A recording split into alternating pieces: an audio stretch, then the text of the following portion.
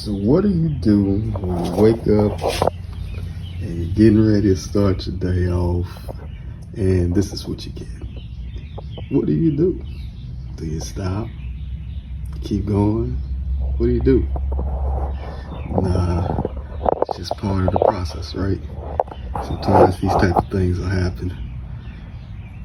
But there's always a solution, right? So let's see if we can figure out how to get this tire off here, get this flat changed out, and get our day going. Let's go.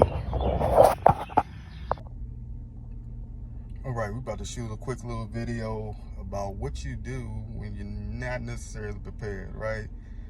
Things are gonna happen in your business, especially in the lawn care industry.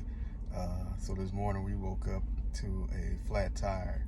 Preparation probably would have been to have another tire. Also, I have a tire patch kit available and ready.